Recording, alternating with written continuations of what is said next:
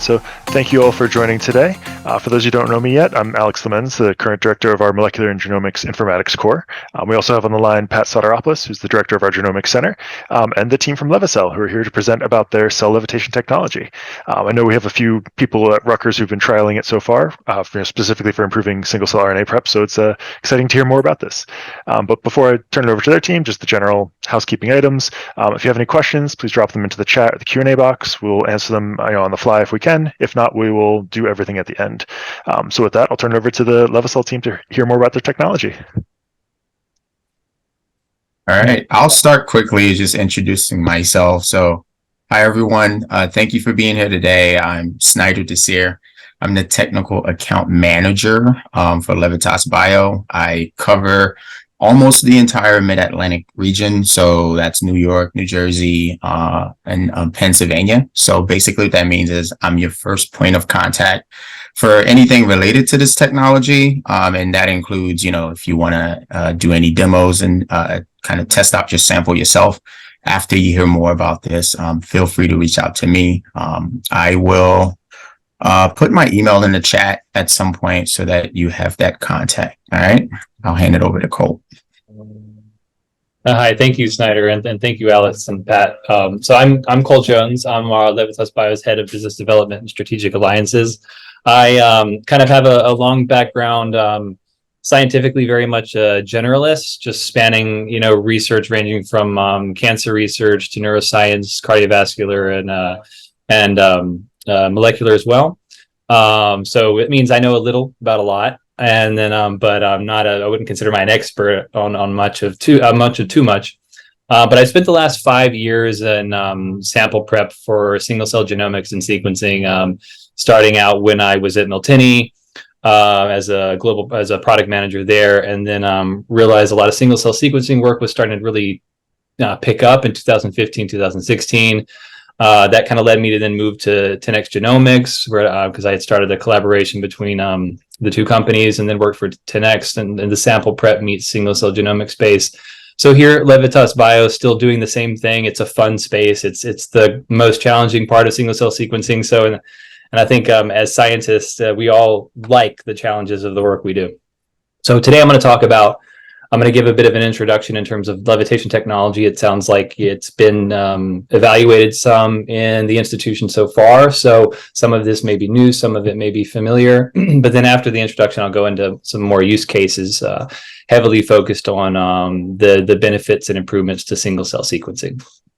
So to get started, this is kind of a question maybe to just keep in your minds as we go through the presentation, and then at the end, please either present questions relevant to this or even comments about your situation that are relevant. But some of the questions we have for you are: what are your current challenges, and do you have specific bottlenecks and limitations in what you're currently doing and trying to find improvements or different ways of doing anything? And then what could that mean for you if you actually identify solutions or improvements? And I know, and Pat, thank you for mentioning the main pain point there being, making sure you're getting a clean prep moving into something like single cell sequencing or a 10x Chromium run.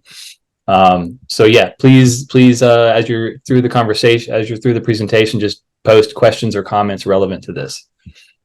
So we've been talking to a lot of people, listening very closely in terms of what are the common challenges, what are the current annoyances.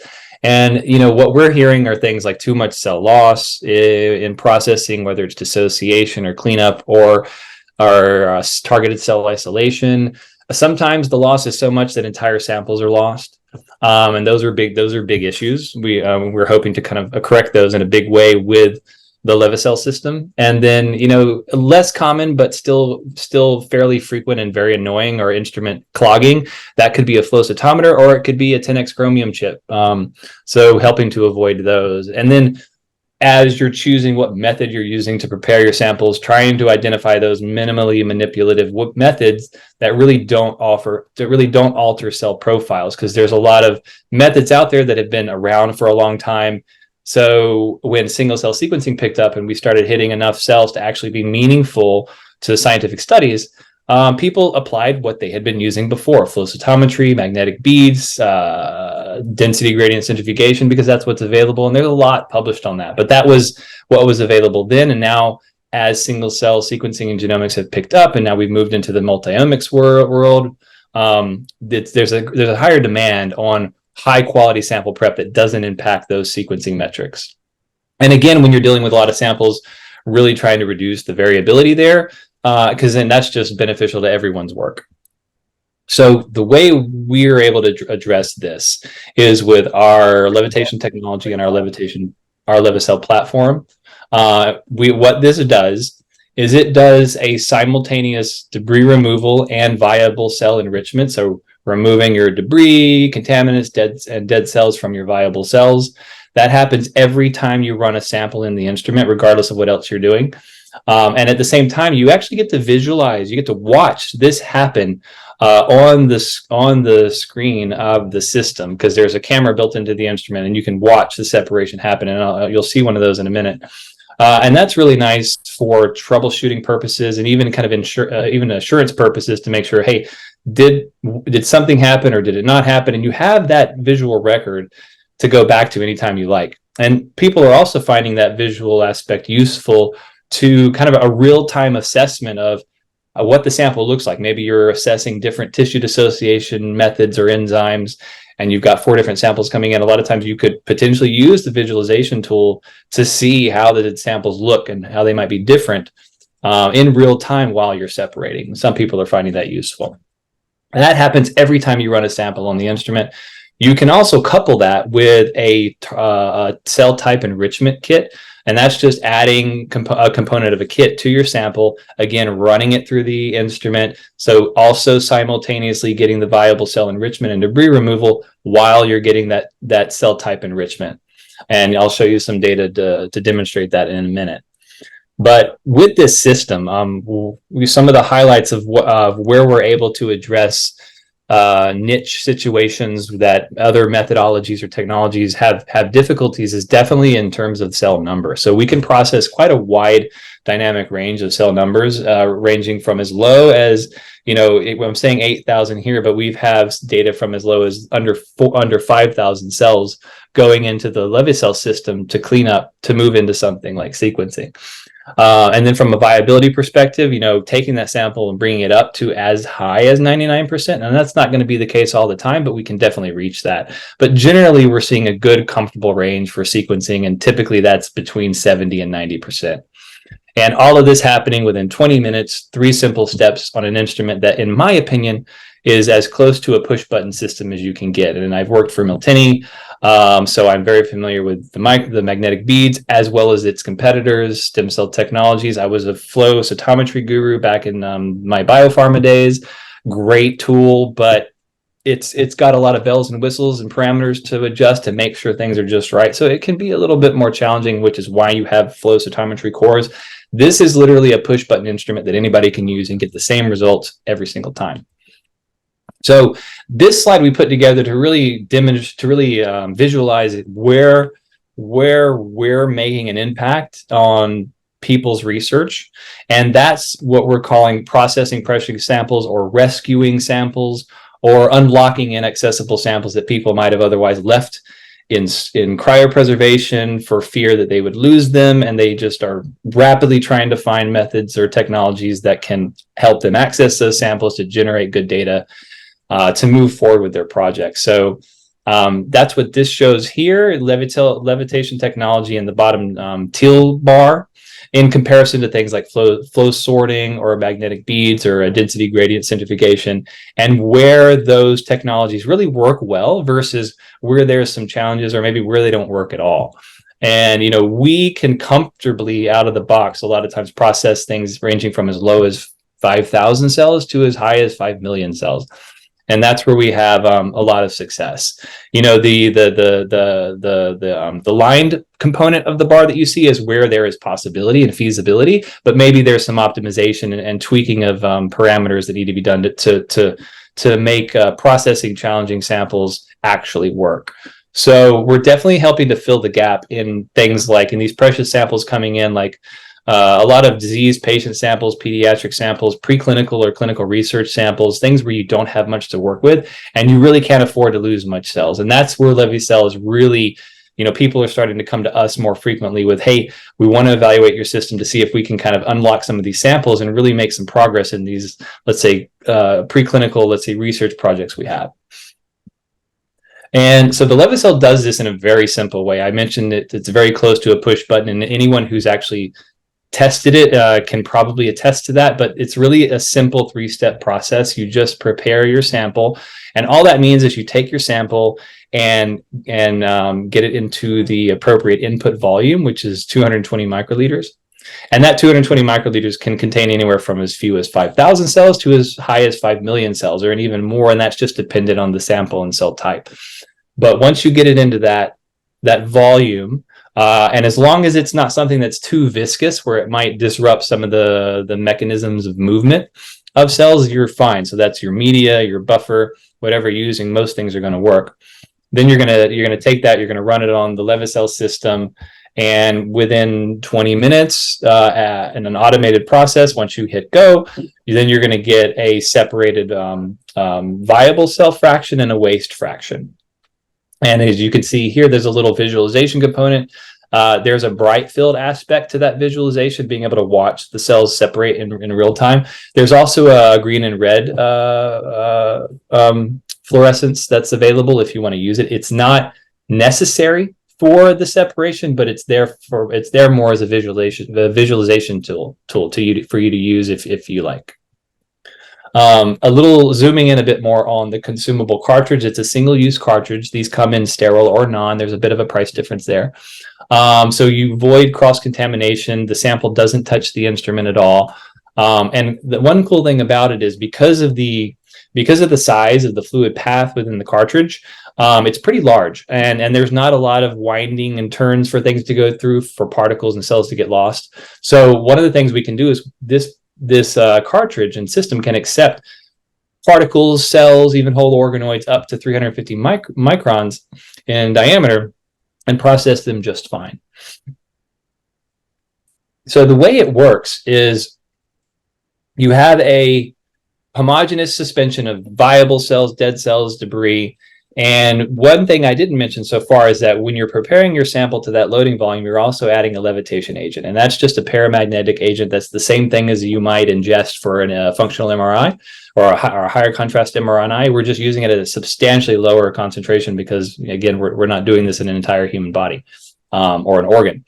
So what that's doing, what that levitation agent is doing, it's kind of dissolving or mixing homogeneously within the fluid that the cells are suspended in, and it's making the fluid paramagnetic. And also any compromised membrane or cell membranes are going to actually intake some of that fluid, and now those compromised cells are going to be subject to the magnetic field within that space. So they're going to be moved in a different direction as the viable cells, and the viable cells are going to move the other way.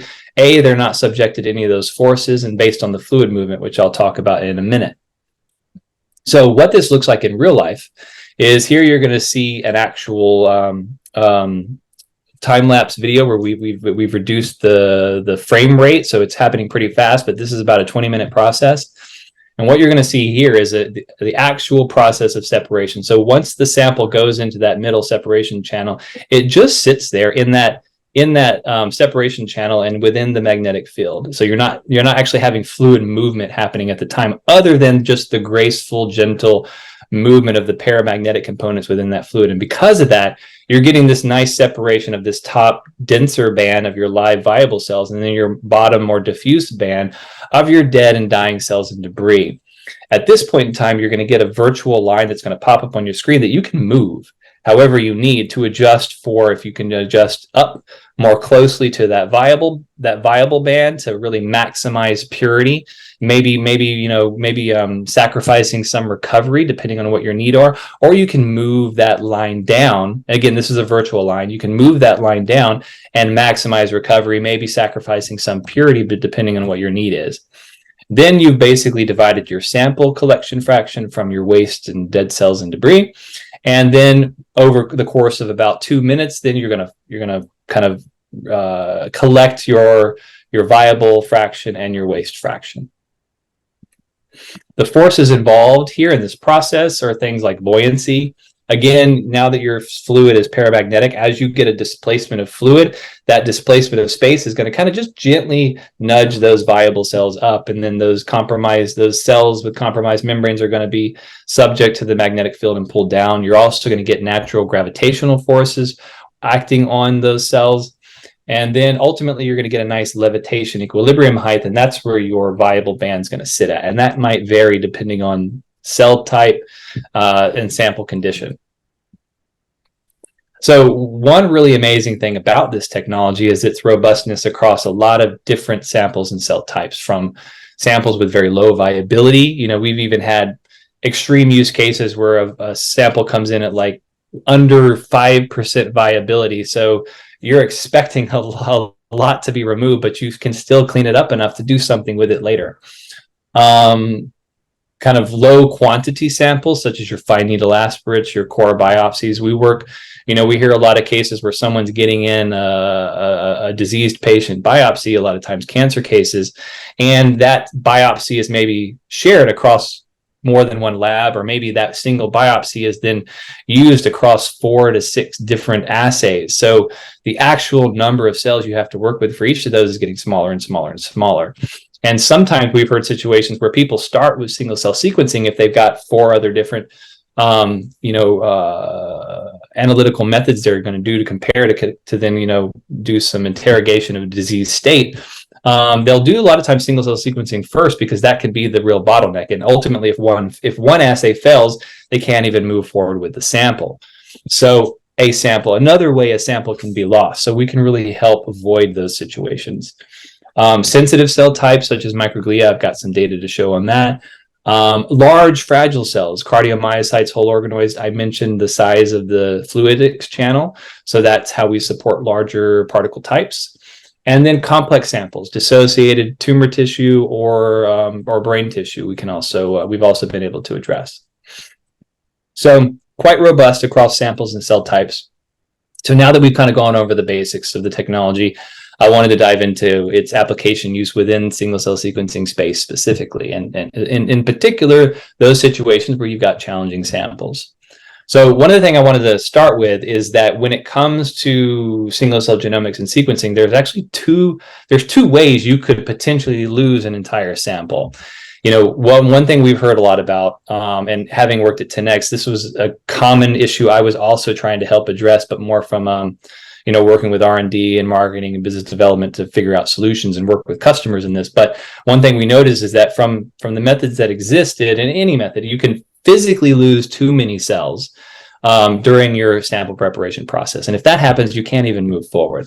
You don't get enough cells to do a 10x Chromium run, you just can't move forward.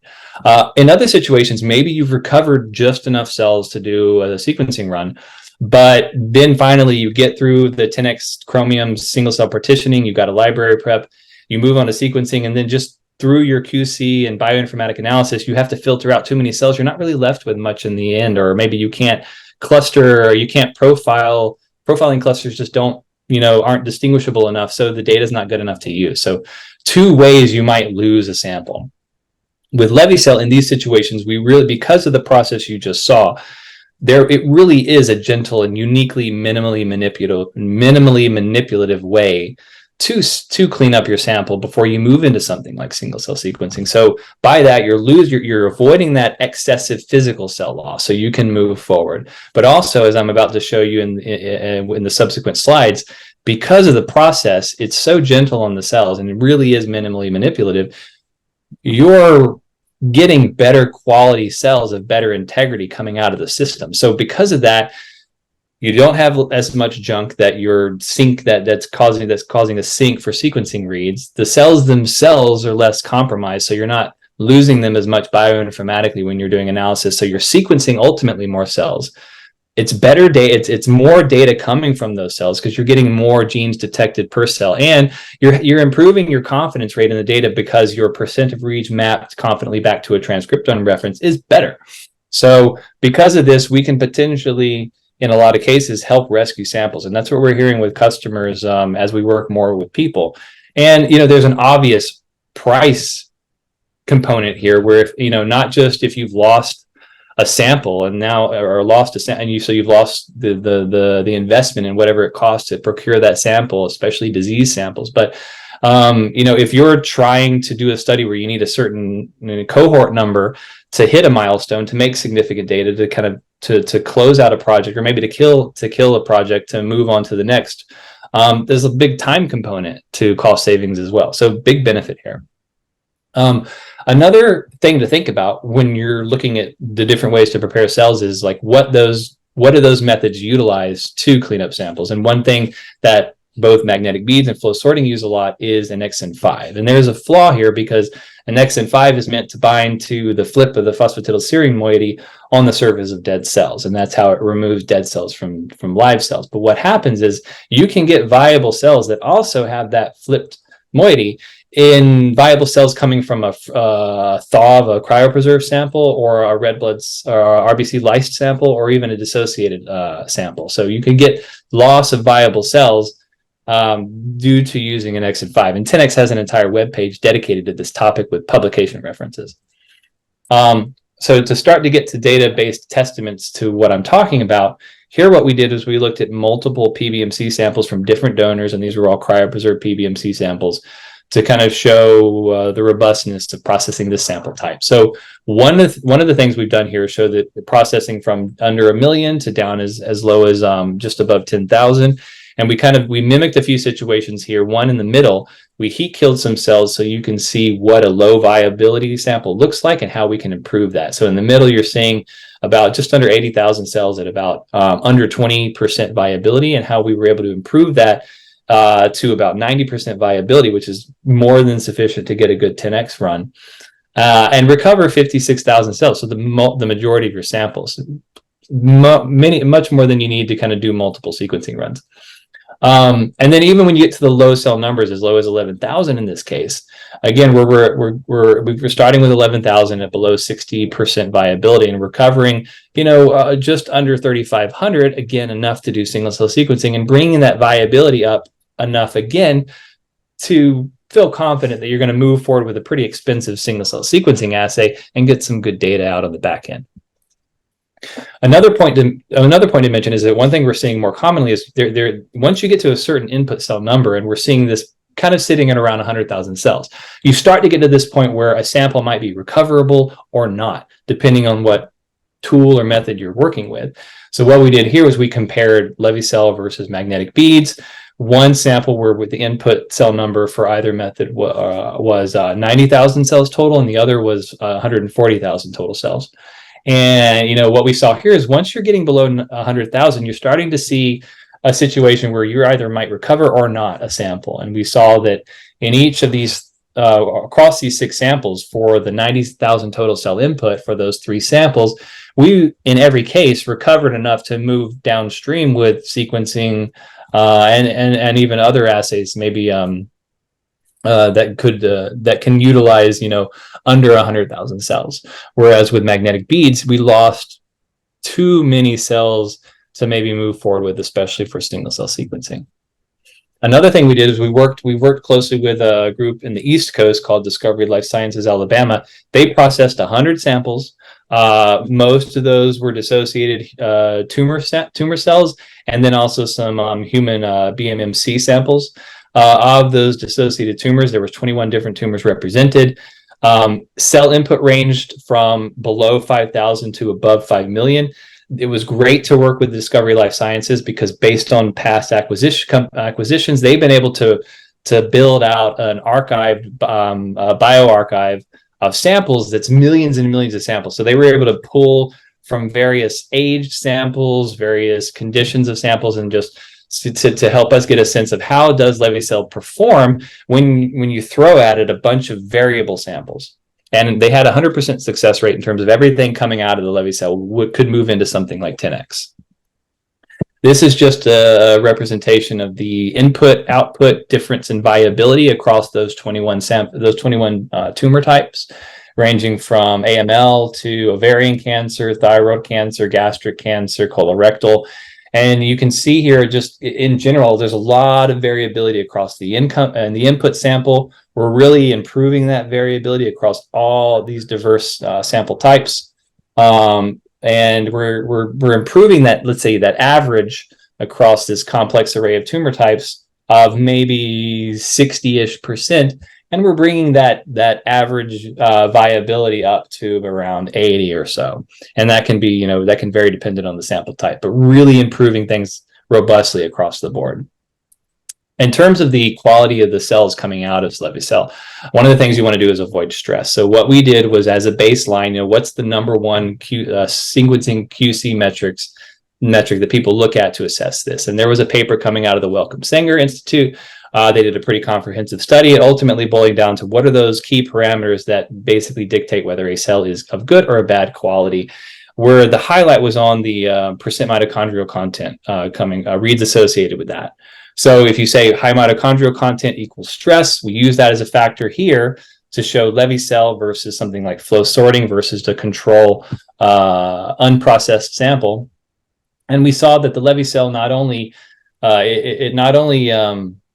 really avoided cell stress, if you compare it to something like flow sorting, where we saw induction of cell stress. And we use a cell sorter in-house, and I think typically around a 5 psi. But depending on what sorter your type, what sorter you're using, this can vary. But typically we're seeing people trying to avoid this when possible. But you're seeing it, a much better or avoidance of stress compared to something like flow sorting, and even cleaning up some of those stress cells that are in the original sample.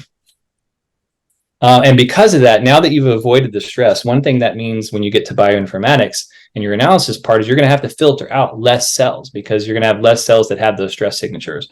So if you look here at the top, everything above that stringent line is going to be removed from analysis. So they're going to be cells that you're not going to move forward with. And it's pretty common to do somewhere between 5 or 15% reads associated with mitochondrial content.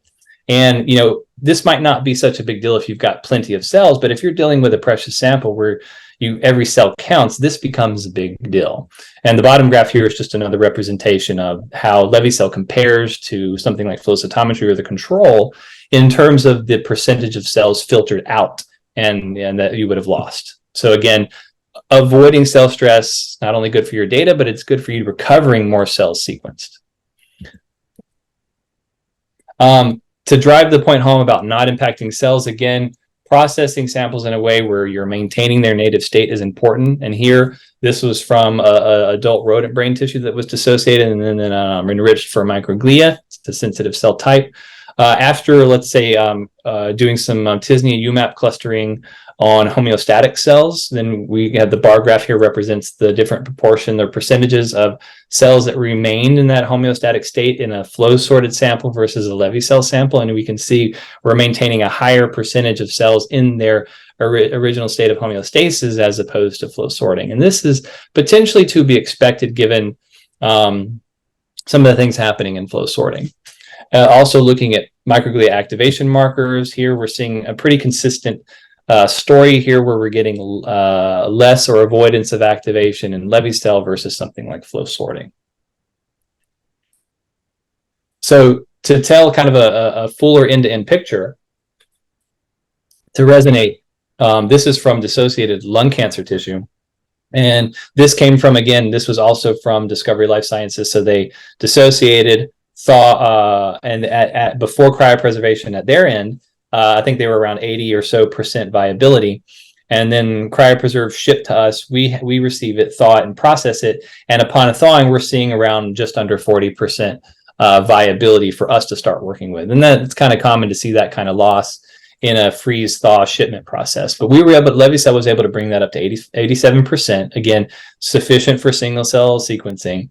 And then from that, we really could improve the quantity and quality of cDNA that we were able to generate from that sample. Now moving forward with something much more comfortably appropriate for something like a 10x Chromium run.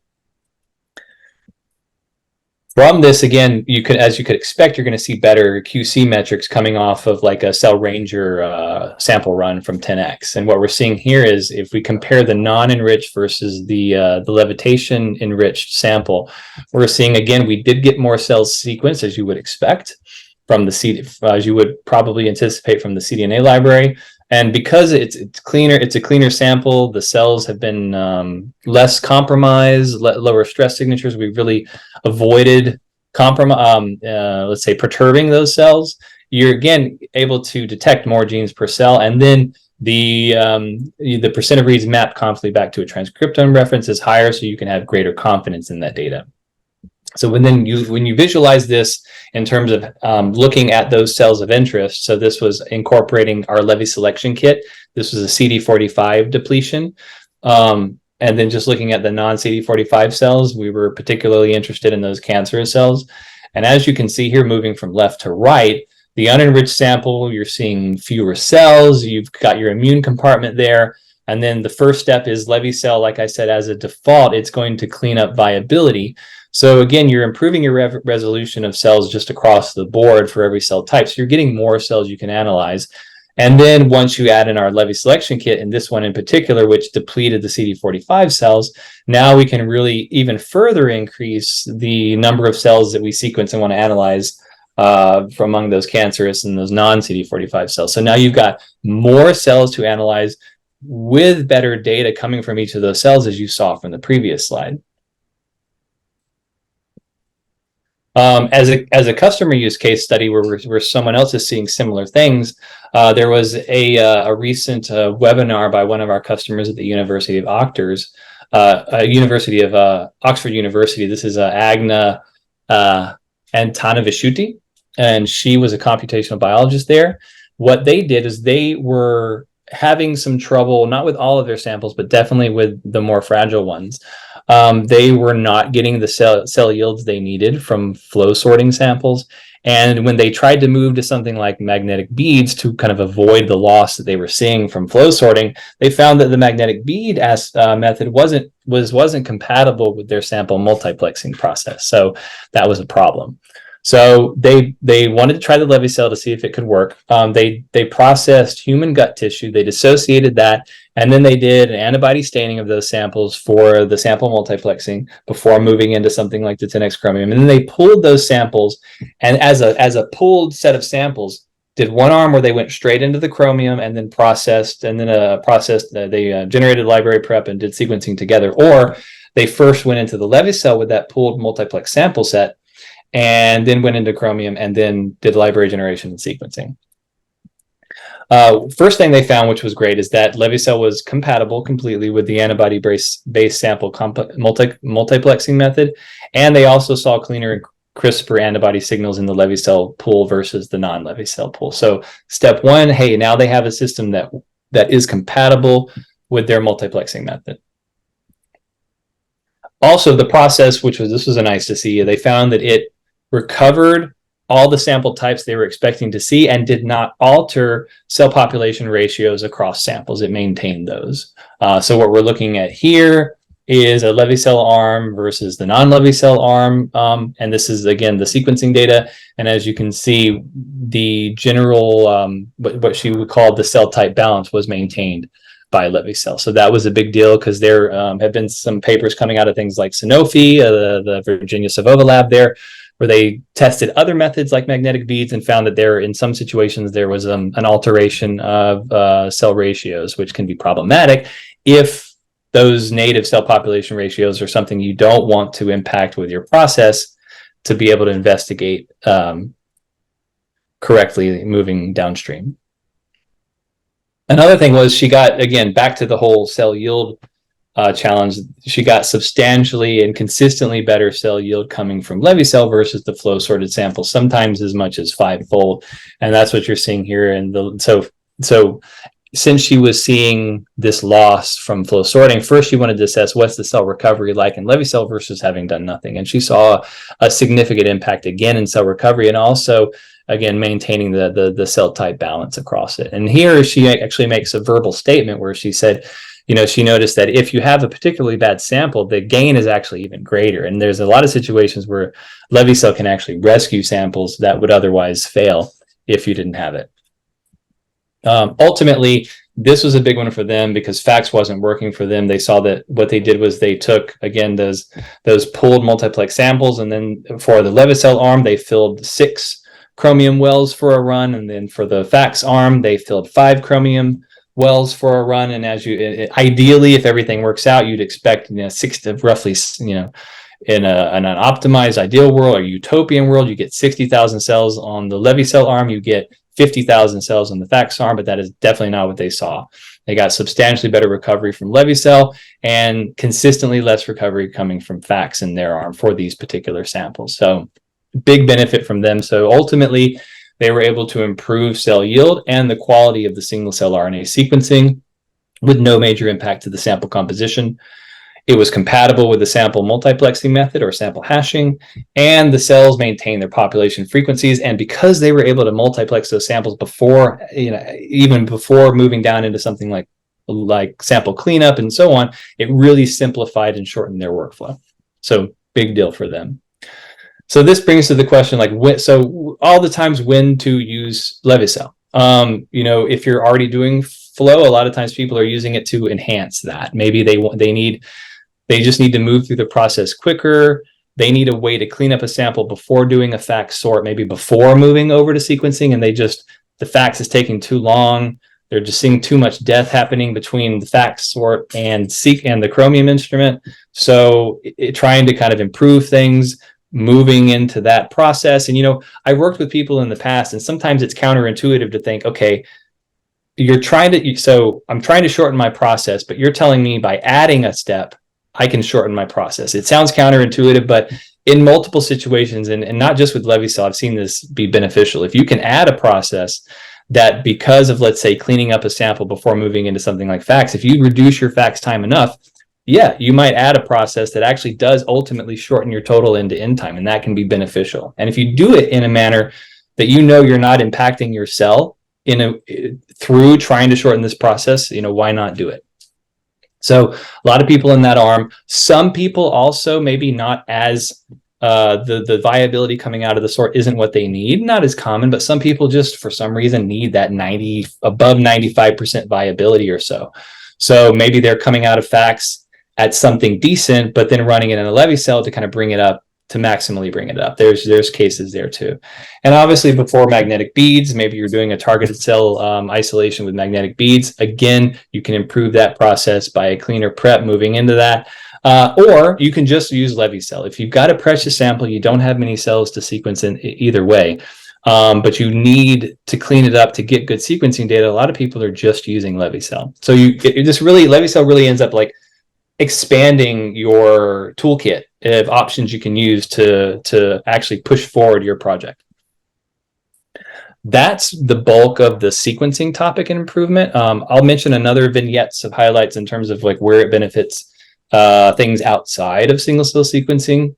As I mentioned, because of the size of the fluidic channel, we can support whole organoids up to a certain size. What you're seeing here in the upper left is an image of live gastric organoids that were separated from dead or killed organoids on the bottom here, labeled in red. And again, and also because these organoids are much bigger, they actually can separate and move quicker. So what might be a 20-minute run for a typical cell type can potentially become much shorter for something like a whole organoid run. And again, as you saw, these cells from a single cell sequencing perspective were very unperturbed. Cell health was maintained. We're also seeing that at the whole organoid level as well. And that visualization component, as you're witnessing here in all of these images, you can watch this happening. There's actually, if you go to our website under the LeviCell system webpage, you scroll to the bottom, you can actually see a series of different videos showing the levitation process across different sample types, and one of those is a whole organoid. Another way it's been utilized is sometimes people want to do an enrichment, and either they can't use flow FACS sorting or they don't want to use it. So this was a scientist at the time at the University of California, San Francisco. He's now a principal investigator at General Proximity, but his name is Ernesto Diaz Flores. And he was doing he was screening for different CRISPR knockout treatments, and then ultimately trying to study tumor escape. So from those CRISPR knockouts, the ones that survived the knockout and made it through the process, he wanted to know, okay, well, how or why did they do that? But once you basically knock out a gene and you get the cell death, you're really typically not left with as many viable cells. So then it becomes, how do you properly enrich that to do effective studying of those cells to determine why did these cells, escape this process, this treatment.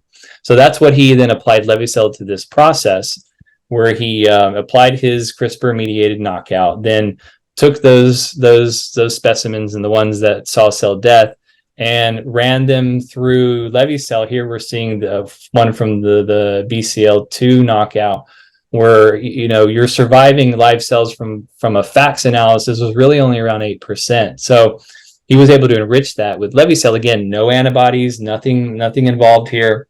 So getting a very unbiased way to then further investigate these live cells. He was able to bring that up to 71% viability and now study those downstream with confidence, knowing he hadn't perturbed them in the process. He was also doing PDX model generation from pediatric samples. So samples coming in, again, he had issues with variability across the quality of those samples. He was able to then clean those up with LeviCell, and that led to more than one benefit for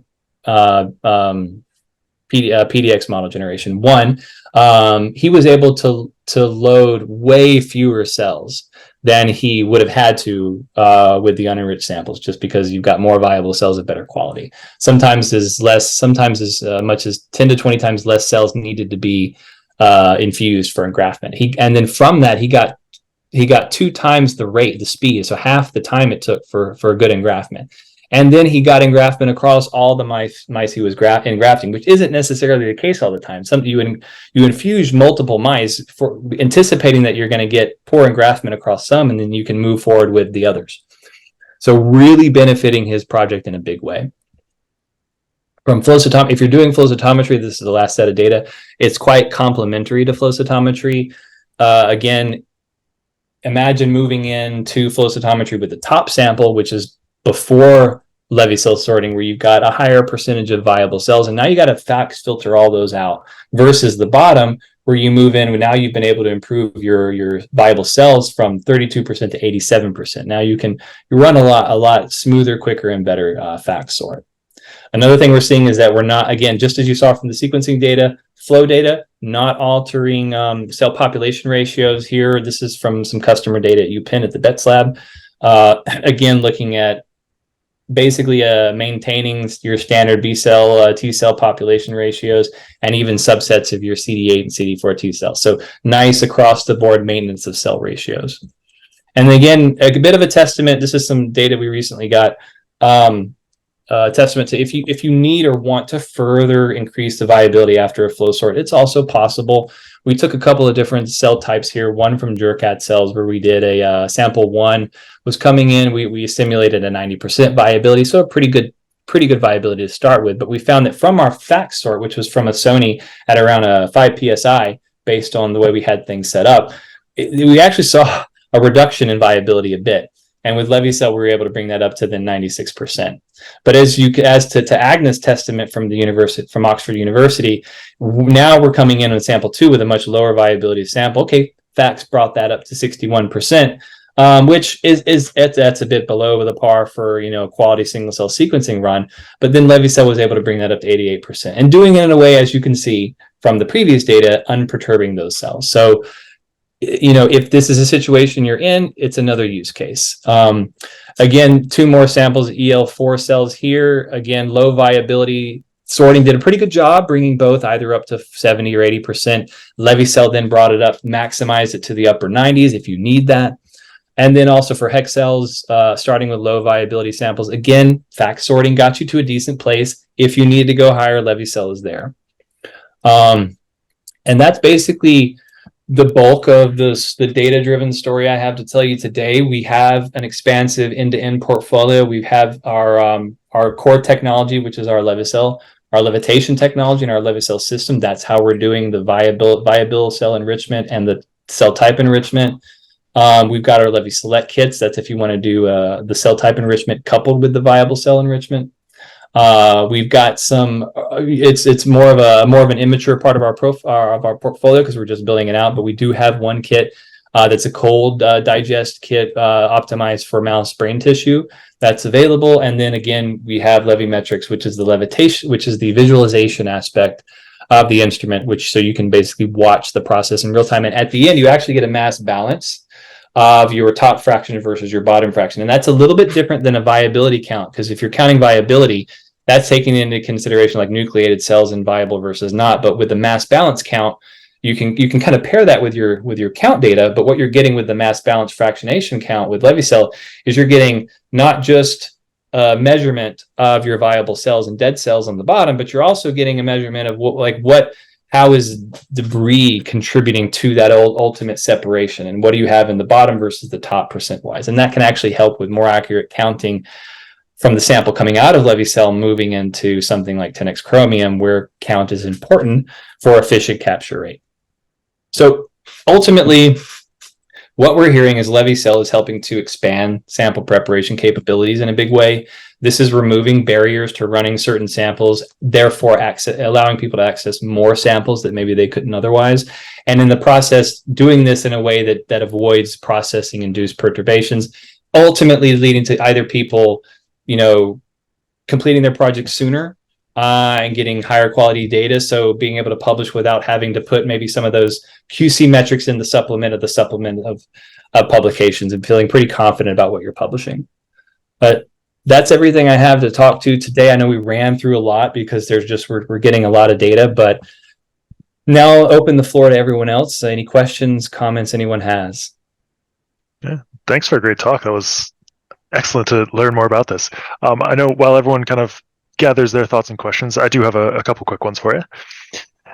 So when you're talking about the initial steps, where it's doing the separation, is it safe to say that beyond just separating the live and dead cells, is it also removing any kind of ambient nucleotides, or as you mentioned, like with the hashtag experiment, how they had kind of better antibodies, as well as removing any kind of ambient antibodies that might be in the solution too?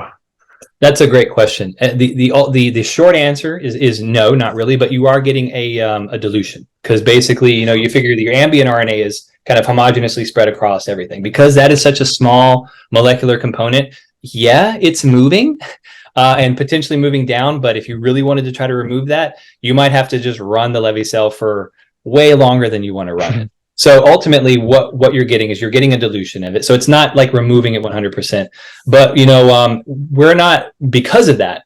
It's kind of like a gain versus like you're balancing. What do you get? What are you not getting?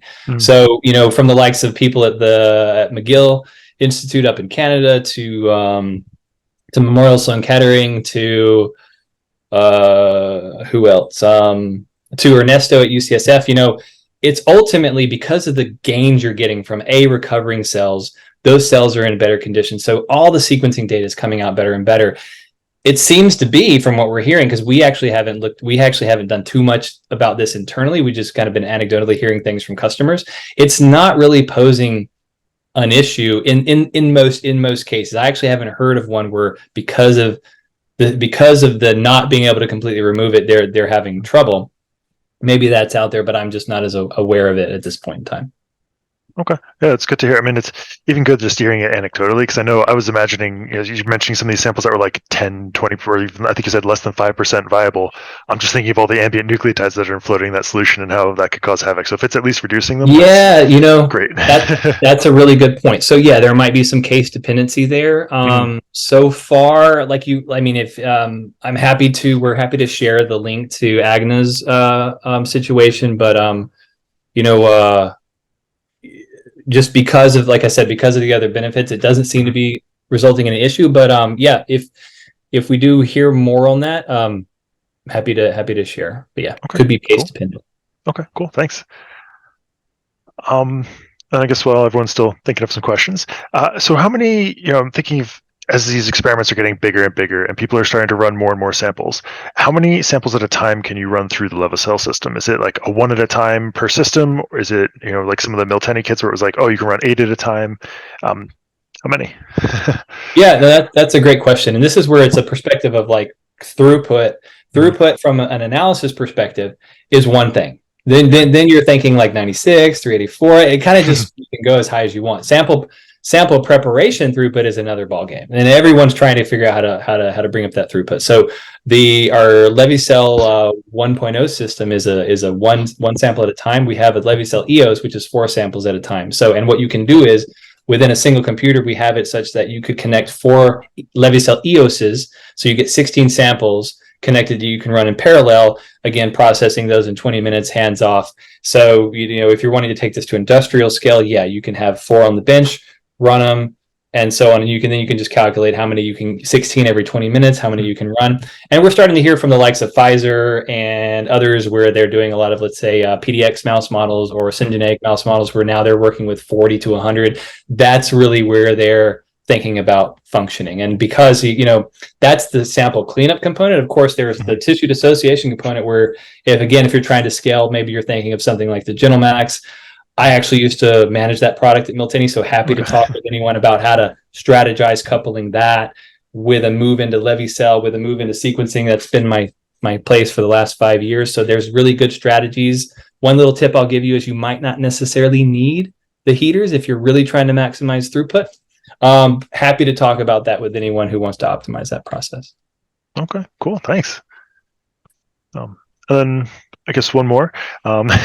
So again, still kind of like this thought of throughput and how a lot of labs are starting to move towards these fixation protocols because it allows them to more flexibly collect the samples and then do the final, whether it's 10x capture, parse, honeycomb, whichever of the 3, kind of downstream after they've collected all their samples. Where could you envision this fitting in that kind of workflow? That's another great question. So we're actually talking with 10x Genomics. A lot of our staff and commercial group are actually ex 10x people, including myself. So we're having that friendly conversation internally. So to start with, the LeviCell system is not optimized for fixed tissue because fixed tissue is going to have that compromised membrane, so it's going to move with those dead and dying cells. But basically the landscape of work, everyone wishes they could just use fixed tissue or use nuclei and get exactly everything they could get out from whole cell. And yes, there's definitely situations where you got to go with nuclei, or fixed tissue is your only route. They exist, but typically it's still really case dependent. And we're talking with 10x about kind of how to continue to kind of address the greater picture. So there's always going to be cases for whole cell. There's going to be cases for nuclei. There's going to be cases for fixed. So it's more of a question of what's your balance of what do you need to get versus what can you sacrifice, and also what's feasible. Maybe it's 3 things: is what do you need to get, what are you willing to sacrifice, what's feasible. Maybe it's totally not feasible to do fixed tissue, then maybe we can't help you today. But if you have an option, then it's a question of what do you need to get data wise, research wise, versus what are you willing to what can you sacrifice and not sacrifice, because there is trade-offs. And so it's kind of a complex topic, but as we're working more with 10x, we can have much better detailed conversations with anyone about addressing that. Okay, cool. Thanks. That's all the questions I have.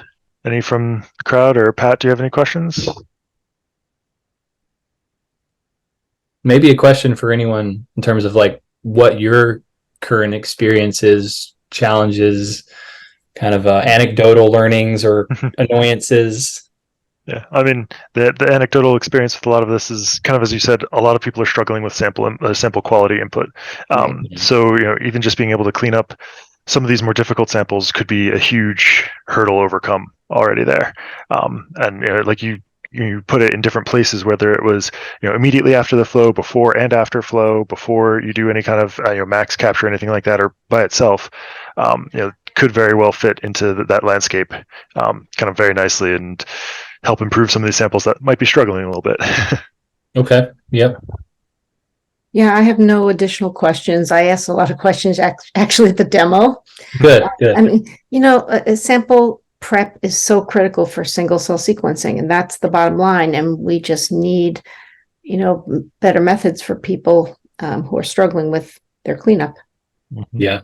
And, to that point, this is another kind of fun thing we've been hearing where one of the things we're trying to do is work with various entities, CROs, compatibles, or certified service providers from 10X, because in a demo, the easiest thing to do is run something, do a count, maybe at best do a fairly comprehensive flow analysis, so you can kind of look at, you can look at things a little bit more deeper, and that's probably kind of like the best you can do. The easiest things you can do for like a day 1, day 0 assessment of how things went. And sometimes those things sometimes we can really shine, and sometimes we appear to be fairly comparable. But what we're hearing on some occasions in AGNA, if you watch the webinar, this is actually a situation there. And there was another situation where we were working with MGI, where it wasn't until they got to the sequencing data when they were like, oh gosh, like this is a big difference. But the difference wasn't as noticeable early on. So one of the things we're currently trying to do from a business development standpoint is try to enable a process for when we do these product evaluations to enable those people who maybe aren't already primed, trying to like they're not in sequencing isn't their ultimate goal, but maybe by knowing the sequencing data, they can see, oh wow, this really could be a differentiator, improve things for us, trying to help enable that.